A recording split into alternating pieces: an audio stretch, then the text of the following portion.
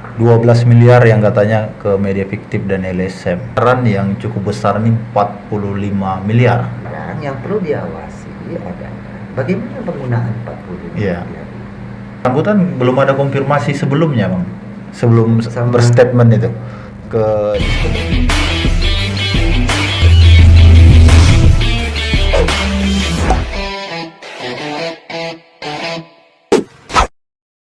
Alur Podcast, tempatnya bicara.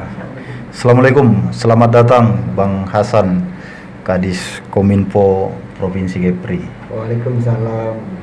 Terima kasih saya hadir di podcast Alur News petang hari ini. Tapi nampaknya lemah sekali, Bang. Oh enggak, semangat. Gimana kabarnya, Bang? Alhamdulillah baik, sehat walafiat. Keluarga sehat? Alhamdulillah sehat. Iya. Jadi gini, Bang, terima kasih udah berkenan hadir di Alur Podcast. Tentu kehadiran Abang ini sebenarnya udah lama kita tunggu, Bang. Siap. Tapi ini bukan karena undangan. Saya lihat Abang langsung respon ya, ada sesuatu.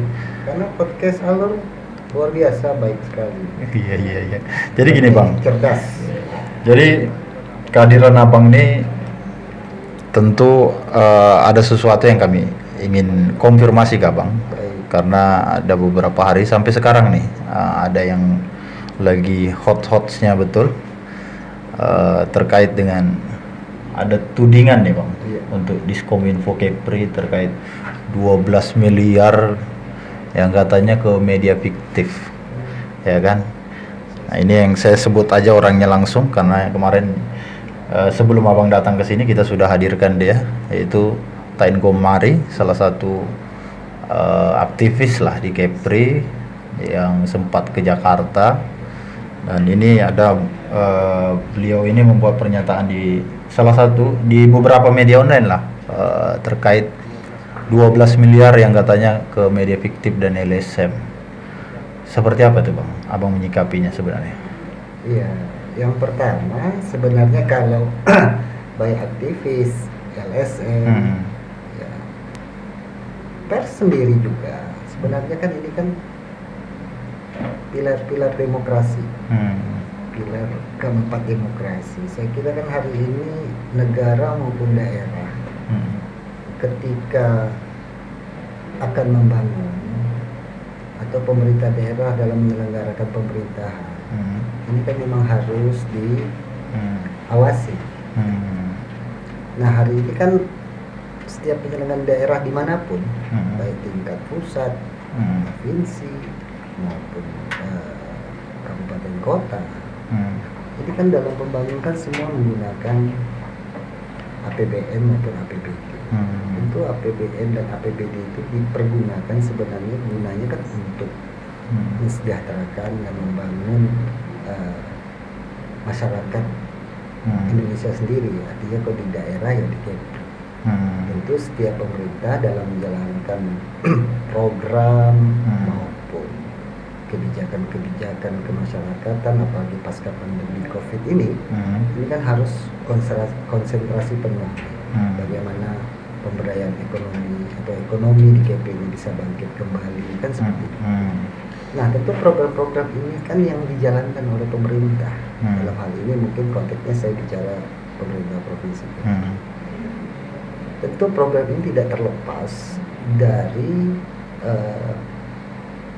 kebijakan yang diambil oleh pemerintah daerah, dalam hal ini kepala daerah, bagaimana bisa memperbaiki sistem ekonomi yang lebih baik lagi di Kepri.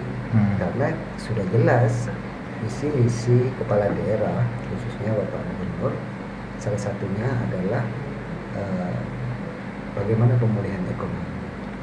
Nah tentu pemulihan ekonomi kan banyak aspek yang harus kita benahi, mulai dari sektor UMKM-nya, ya sektor-sektor seperti petani, nelayan, maupun semua lah yang terlibat. Karena pandemik ini sudah membuat daerah itu luluh lantak secara ekonomi seperti itu. Nah artinya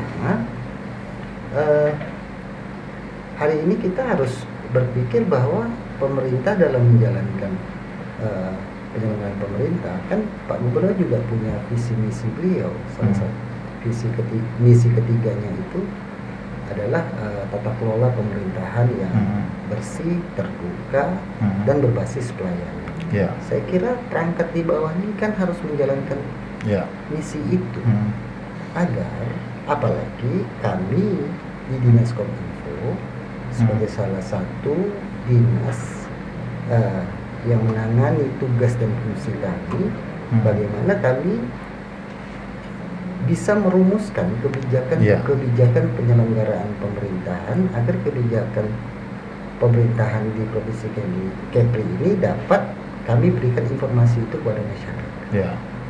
Baik itu kebijakan program, kebijakan anggaran, kebijakan pembangunan infrastruktur, kebijakan pemberdayaan ekonomi masyarakat. Nah, itu kan sudah tersistem dan tertata yang sudah dibahas tahun sebelumnya. Makanya kami apresiasi lah, artinya pers sebagai lembaga kontrol, LSM sebagai NGO dia, artinya mengawasi, ini baik sebenarnya. Tapi ketika ada hal-hal yang dianggap tadi seperti tudingan atau dugaan, saya kira kan ini harus kita luruskan.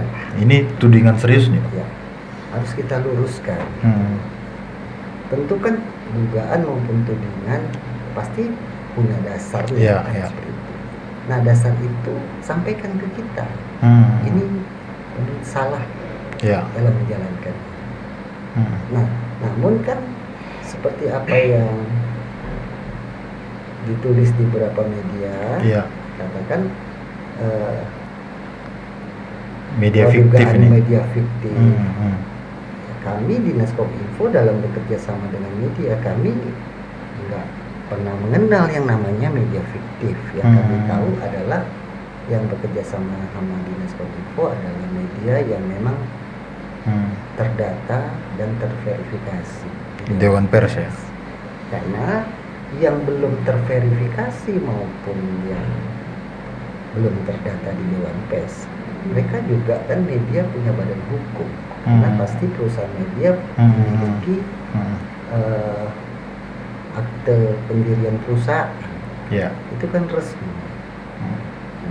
Mungkin tentu kan kita dalam kerjasama kita punya mekanisme seperti kita punya SOP-nya, ya, permohonannya disampaikan ke kita. Nah, sebelum masuk ke situ, Bang, sebelum lanjut, nah kemarin narasumber kita sudah mengkonfirmasi soal itu. Yang dimaksud yang bersangkutan mengenai media fiktif yang katanya menerima aliran dana dari Diskominfo 12M. Ini kan lumayan besar nih, Bang. Ya kan, kalau dibelikan rumah nih berapa rumah kan. Jadi cendol luar biasa tuh, udah berenang kita pakai perahu. Nah, jadi gini, pemahaman kami ketika yang bersangkutan mencetuskan bahasa media fiktif, kita kira itu ada nama tapi tidak ada wujud, kan begitu. Tapi yang bersangkutan mengonfirmasi bahwa bukan seperti itu, tapi ya nggak tahu ya, ini bahasa Tain Komari, bahwa media fiktif itu seperti tidak ada bekerja sama dengan Pemprov, tapi tiba-tiba dikerjasamakan untuk mencarikan anggaran. Nah, bagaimana Bang nyikapinya sebenarnya? Kan tadi saya sampaikan. Bahkan katanya yang tak terverifikasi, ya kan, tidak ada kontributor. Kemarin ada beberapa dia nyebutkan medianya, katanya nggak ada kontributor, bisa bekerja sama gitu. Ya, saya kira kan ini persoalan pemahaman saja. Ya, kalau memang diksinya adalah media fiktif, jadi saya sampaikan kita tidak. Kalau saya sih memahaminya tidak ada yang namanya media fiktif. Yang ada itu adalah media yang terdata dan terverifikasi. Nah, artinya regulasi dari media ini kan kita punya regulasi undang-undang pers kan yang mengatur. Nah, makanya kalau media disampaikan media fiktif itu pemahaman kita, mungkin saya lah ya pribadi, ya mungkin seperti tempatnya pun nggak Nggak ada ada. alamatnya. Kan biasa kalau kita di Iya. web online itu ada tuh kan Iya. pasti kan redaksi atau alamatnya. Mungkin ada KTA-nya tapi pas dicek webnya nggak ada gitu. Iya, seperti itu. Mungkin itu bisa, tapi kan Hmm. rata-rata media di Kepri yang di era digital ini kan banyak. Semua itu ada. Cuman yang bekerja sama dengan di Pemprov Kepri ada media yang terdata dan diverifikasi. Itu salah satu syarat mutlak ya. Iya. Karena begini, ya. Memang kita pemerintah ini kan punya perencanaan Iya. dalam menganggarkan sebuah program itu dibahas juga sama DPRD. Iya.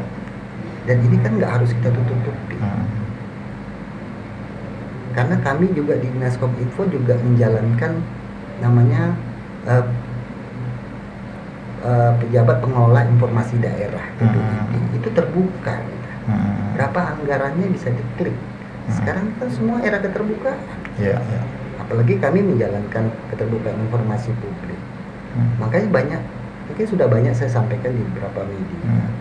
Berapa sih jumlah media yang kerjasama dengan Pemprov Kepri? Kami sampaikan bahwa jumlahnya itu hampir 200-an loh ya. Itu terbagi 3. Ada media online, media cetak, dan media elektronik. Dan semuanya terverifikasi Dewan Semua Pers. terverifikasi semua. Baik ada verifikasi administratif maupun faktual. Nah, selain terverifikasi, wajib terverifikasi, syarat apa lagi Bang untuk bekerja sama dengan Pemprov? Ya kan nanti ada tim verifikasi melihat dari permohonan itu kan biasa kalau sudah itu dia tentu dia harus punya akta pendiriannya, dia punya NPWP-nya, ya, dia punya semacam BPJS-nya kan seperti itu tuh. Nah, kita lihat. Nah, tentu ya kita anggap karena ini juga banyak media-media online Kepri, ya tentu kita punya prioritas. Artinya Satu prioritas lagi, ya. kami juga karena kita punya namanya kerjasama dengan Kominfo terkait IMM, Intelijen Manajemen Media itu, kita juga bisa melihat gitu mengukur viewer dari masing-masing media itu webnya. Tentu kan kita kerja kami, saya punya tanggung jawab kan kita harus ada outputnya kan. Iya. Nah tentu ada juga kok media yang terverifikasi dan terdata, tapi kami tidak kerjasama juga. Banyak. Kan kita sebagai pengguna anggaran kita memutuskan untuk bekerja sama. Tentu kan kita yang memutuskan. Iya. Nah, kita memutuskan dengan SOP yang ada.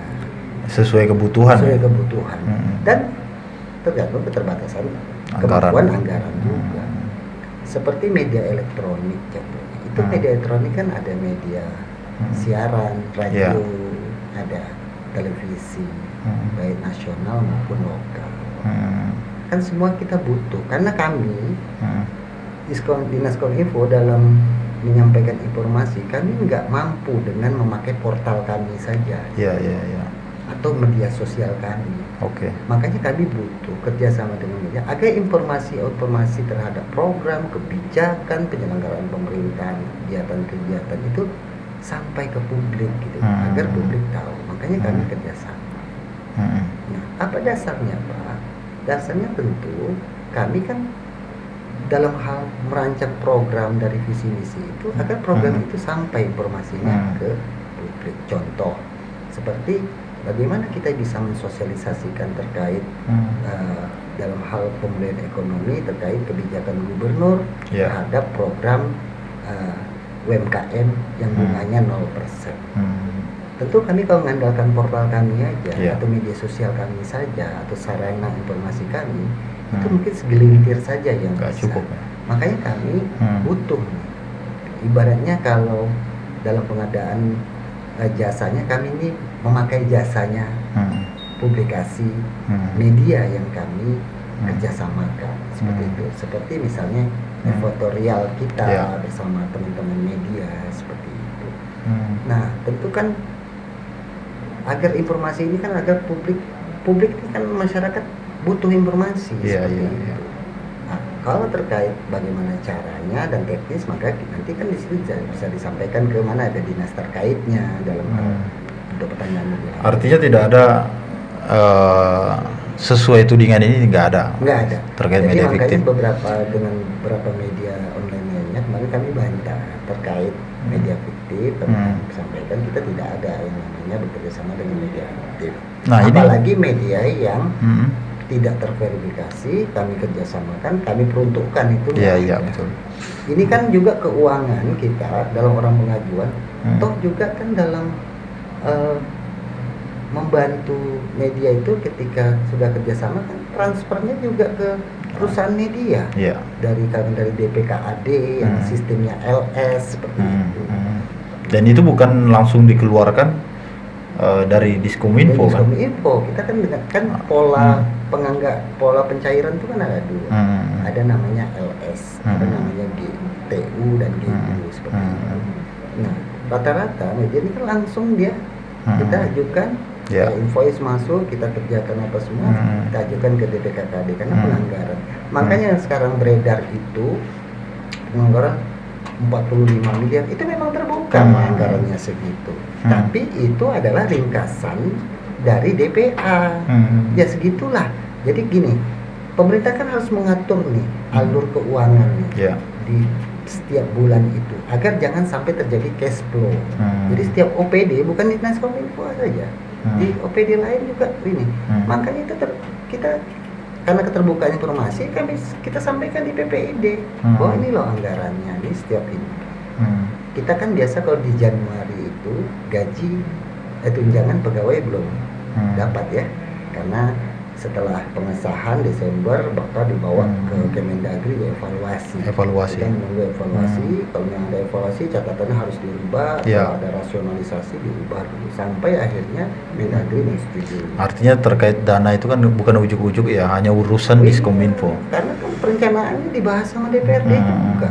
Bahkan pembahasannya bisa 2 sampai 3 kali. Bahkan sampai dievaluasi Dagri. Item per item macam kami di Diskominfo yang kami urus bukan terkait media saja. Kita ada 4 bidang. Satu ada bidang data statistik. Yang kedua bidang kehumasan sendiri terkait ini. Yang ketiga terkait e-government atau SPBE, sistem pemerintah berbasis elektronik. Keempat terkait pengelolaan opini publik. Kan artinya ada 4. Jadi kami ini ada 5 program, 13 kegiatan, ada 35 subkegiatan yang kami olah 45 miliar itu. Nah, 45 miliar itu 14 miliarnya saja itu sudah untuk gaji, tunjangan. Nah, sebelum ke situ Bang, sebelum masuk kita ke segmen itu, ini terkait juga bukan hanya katanya 12 M ini mengalir ke media fiktif, tapi disebutkan juga katanya mengalir ke LSM. Emang pernah Bang? Iya, Diskominfo itu lari ke LSM ya? Apalagi kalau lari ke LSM rasanya jauh panggang dari api. Artinya nggak ada hubungannya gitu loh. Karena kan tadi saya sampaikan model penganggarannya langsung ke rekeningnya perusahaan media yang kerja sama kita. Jadi kalau itu saya sudah bantah itu tidak ada. Nah terkait ini Bang, ini kan makin panjang nih pembahasan di media sosial nih. Yang paling rame itu kan ada salah satu WhatsApp nih, grup WhatsApp ini cukup rame nih Bang. Karena ada tudingan kemarin ya, ada yang menuding bahwa oknum ASN ini seperti mengarah ke Diskominfo nih Bang, tudingan ini. Pelaporan ke Jakarta, tapi ini narasumber yang sebelumnya sudah membantah soal ini bahwa tidak ada dari ASN maupun politisi membiayain pelaporan di KPK katanya. Sudah terjawab. Jadi, nah sekarang yang muncul Bang, ini ada katanya anggaran yang cukup besar nih 45 miliar. Nah, ini kalau CS Cendol tuh udah pakai kapal besar lah kita Bang. Nah 40 M ini kan ini bahkan udah di-share kemana-mana nih Bang. Bahkan per bulan 9 M. Wah, ini kan anggaran apa sebenarnya nih Bang? 45 M ini. Kan begini Bang, sebenarnya dari Januari, biasanya Januari awal atau pertengahan itu kan gubernur ada menyampaikan penyerahan pipa anggaran ke OPD.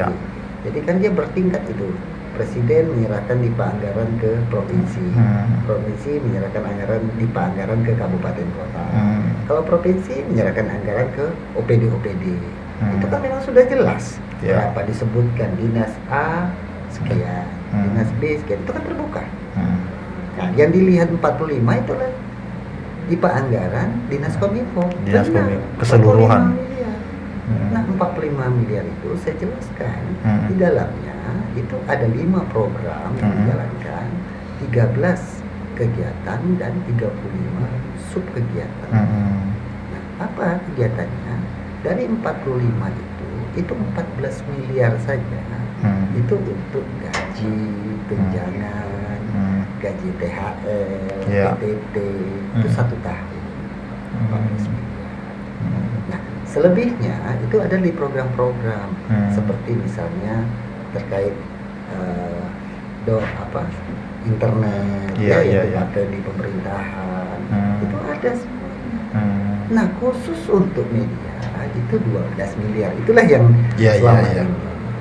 Kan orang bertanya, kita sebenarnya pertanyaan ini sudah jauh hari saya sudah sampaikan di beberapa media bahwa betul anggaran itu 12 miliar. Nah, 12 miliar itu yang kita bantu dengan media-media yang kerjasama dengan Pemprov. Yang 200 itu. 221. Nanti kalau banyak ini saya sudah bawa ini datanya, media-media mana saja. Nah, tentu media yang terdata dan terverifikasi di Dewan Pers, baik yang administratif. Nggak ada yang fiktif-fiktif nih. Termasuk ke LSM lagi. Apalagi Karena kayaknya LSM itu di bagiannya kayak Bangpol kayaknya. Iya. Makanya saya agak terkejut ketika itu disampaikan, makanya saya kan dalam undang-undang pers kita punya hak koreksi juga ya. Iya. Jadi dalam undang-undang pers itu ada hak jawab, ada hak koreksi. Tapi sudah dilakukan ini, sudah Bang. Kita lakukan. Tapi masih heboh aja. Masih. Ya, saya kira kan hari ini ya kalau hal yang belum tentu sebaiknya jangan disampaikan, jangan ditebarkan dulu. Ya, Itu ini akan menimbulkan, pertama bisa menimbulkan fitnah, hoax dan lain-lain. Sementara hari ini kita coba gencar bagaimana kita memberi pemahaman kepada anak-anak milenial soal literasi digital dan lain-lain.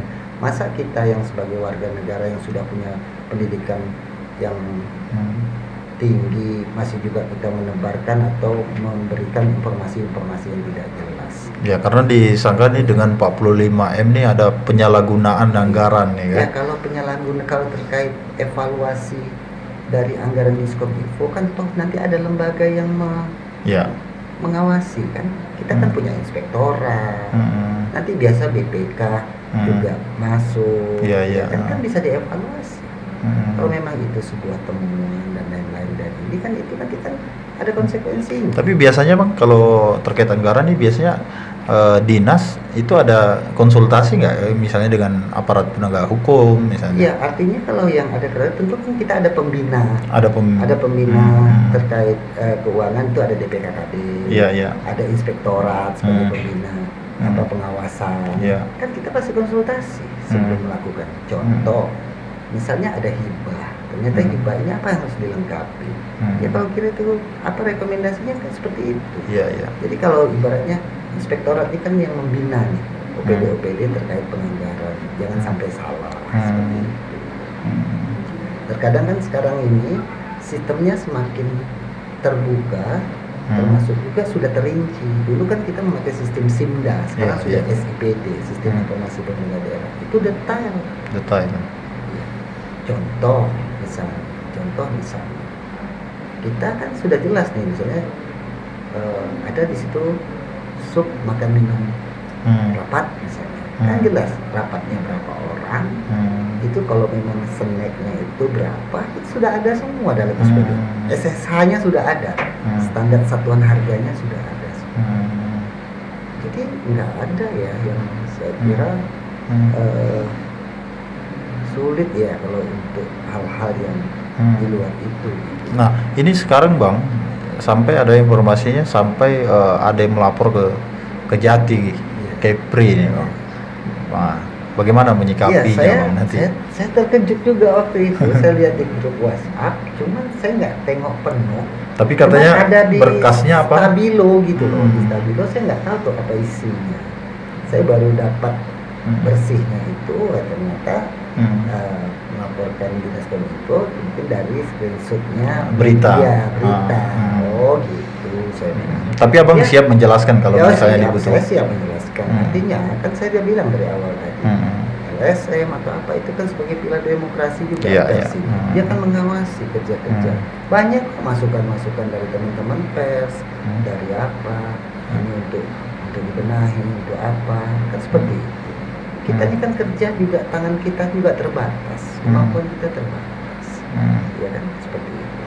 Jadi saya kira hari ini bagaimana ya Kepri ini bisa diberi laluan kepala daerah hari ini sama-sama baik bupati, wali kota di Kepri maupun gubernur ya untuk bekerja dulu kan gitu. Soal nanti evaluasi dari penyelenggaraan pemerintahan, pembangunan lain silakan masyarakat yang menilai gitu. Iya, iya. Seperti itu. Dan ini bang, ini kan soalnya mendekat-dekati nih momen pilkada juga 2024 nih kan. Karena kayaknya ini tudingan bukan lagi mengarah ke instansinya bang, tapi sudah mengarah ke pribadi kayaknya. Jadi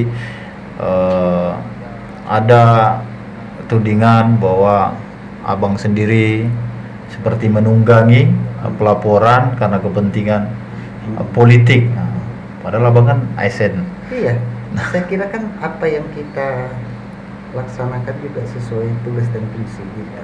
Dan tidak ada hubungan dengan Tidak politik. ada hubungan dengan itu. Seperti kita memberikan contoh publikasi yang ada kan juga semua lengkap, ada semua, sekdanya dan lain-lain, termasuk pemberitaan Wagub juga, kan masuk di rilis Iya, kita iya. kan ada.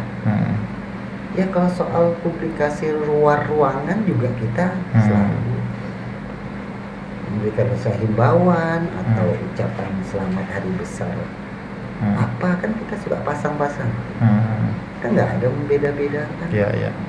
nggak ada yang namanya mungkin kalau saya hanya foto Pak Gubernur saja gitu, nggak ada, sama-sama mungkin bisa dilihat SPJ kita pun lengkap semua, nggak ada rasa. Tapi nggak tahu ya kalau yang dari luar ya, Iya, iya, yang iya. di kami kita pemerintah kan kita nih ini paket kepala daerah kan seperti itu. Tapi yang jelas yang tadi Tapi ya namanya dalam situasi dinamika konstelasi yang terjadi hari ini apa ya kami sebagai ASN harus bisa memilah lah, artinya walaupun saya ini Nah, langkah apa yang harus diambil nih bang? ya saya harus sesuai dengan tugas dan fungsi saya yang saya jalankan. Salah satunya hadir di sini mengklarifikasi itu. Klarifikasi. Yang jelas 45M itu bukan untuk dibagi-bagi media fiktif ya, tapi keseluruhan untuk ke Semua dinas kegiatan, kominfo. ya. Sistem pemerintah berbasis elektroniknya, misalnya kita soal penggunaan yang internet di kantor gubernur itu semua kan kita diprogramkan itu. Termasuk pegawai. Termasuk pegawai. Oke. Kegiatan-kegiatan kita misal contoh nanti dalam hari ini kita akan laksanakan pelatihan untuk jurnalis untuk bahasa Inggris misalnya. Ini kan kami mau laksanakan. Nah, kalau saat ini bang, Diskominfo lebih fokus sekarang apa programnya? Ya kami hari ini justru kami lebih Salah satu di konsentrasi digital itu, terkait BTS itu pembangunan BTS. BTS karena kan kita dapat 77 base transformation receiver itu station itu base transceiver station itu ini yang kita lagi genjot agar Desember ini tuntas semua. Itu memang program pusat, tapi kita daerah kan itu karena urusannya konkuren ya, urusan kewenangan konkuren itu dari pusat semua, apanya kita mengawasi, kita membantu gitu. Termasuk yang mengenai TV ya? Iya TV seperti ASO kemarin ya seperti itu. Nah, jadi ya banyak lagi sih kerja-kerja kita ya seperti misalnya kita melengkapi soal PPID, soal spam lapor. Kan alhamdulillah kemarin kita uji publik masuk nih Provinsi Kepri dalam konsultasi uji publik untuk keterbukaan informasi. Nggak ada yang fiktif bang ya? Pusat yang menilai semuanya. Dan nggak ada yang fiktif. Ya, akhirnya masuk kita. Kemarin diuji itu bersama. Pas kebetulan kita satu ruangan 5 provinsi sama Provinsi Jawa Tengah, sama Kalimantan Tengah, sama Sumatera Selatan sama Bali kemarin.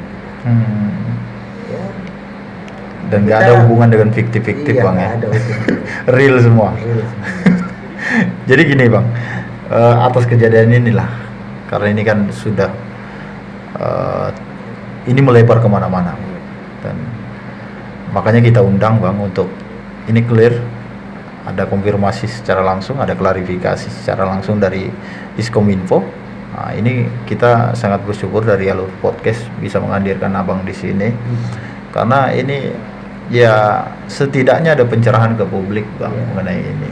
Artinya ada pesan untuk publik sendiri bang, pembahasnya masyarakat lah khususnya bang, Iya, terkait saya kira informasi seperti ini. Saya kira kan hari ini era digitalisasi terkait penggunaan media sosial, ya, baik itu Facebook, Instagram, TikTok, dan Twitter dan lain-lain. Itu kita sebagai masyarakat pertama, karena kan ada undang-undang ITE. Itu kita harus bisa berbijak lah dalam media sosial. Hari ini kan banyak berita-berita, bahkan Kominfo itu setiap bulan merilis ya berita hoax dan lain-lain. Kita kan itu juga kita akan informasikan juga mana berita ya, artinya yang artinya menebarkan berita yang nggak benar. Kalau bahasa kayaknya apalagi ujaran kebencian, hate speech itu janganlah kita lakukan. Karena ketika kita lakukan itu, ini kan menyangkut ya kalau benar gitu. Kalau tidak itu kan sudah mencemarkan nama baik orang, mungkin juga institusi seperti itu. Nah, makanya kita gencar juga dalam publikasi di media sosial maupun beberapa saya menjadi narasumber di beberapa sekolah, kadang-kadang perguruan tinggi, kadang-kadang di beberapa bahkan teman-teman wadah organisasi jurnalis juga saya pernah diundang sebagai narasumber. Saya bicarakan soal literasi digital. Ya, jadi artinya apalagi kalau jurnalis juga saya rasa dia jurnalis itu kan profesional ya. Kalau yang sudah sudah punya uji kompetensi tentu dia sudah sangat mengerti lah ketika mengkonfirmasi, ada perimbangan berita lah. Ini ada perimbangan berita. Karena hari ini ketika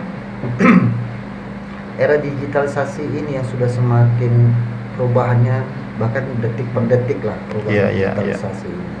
Kalau itu tidak bisa diimbangi, makanya yang bisa diandalkan itu adalah bagaimana kualitas jurnalistiknya itu, apalagi untuk media. Artinya ketika ada isu atau opini itu pasti dikonfirmasi. Karena orang kita kan sangat mudah percaya nih. Iya. Belum ada tabayun lah. Belum. Ya, sekarang tinggal berbijak saja. Iya. Kita kan sekarang sarana dalam berkomunikasi. Kita tak ngerti bahasa ini, kita dibuka aja di Google kan mudah tuh. Iya. Apa pengertiannya? Atau ini berita ini misalnya ini benar kan? Tapi kalau yang seperti di media di grup-grup media itu terlampir misalnya anggaran 45 miliar, memang benar Diskominfo, saya tunjukkan lah itu. Tapi dihebohkan itu kan nggak ada pernah konfirmasi ke Diskominfo. Iya, artinya karena ini di Januari juga sudah dibacakan sama Pak Gubernur ketika menyerahkan DIPA anggaran ini Dinas Kominfo sejumlah sekian, Dinas PUPR sekian. Orang sudah tahu, bahkan artinya transparan sudah. Dirilis pun sudah ada. Cuman karena kita ini sekarang ada terkait keterbukaan informasi. Kita masukkan tuh di PPID itu namanya, kan bisa dibuka, sekarang pun bisa dibuka publik anggaran tuh. Makanya yang beredar tuh yang ini. Iya.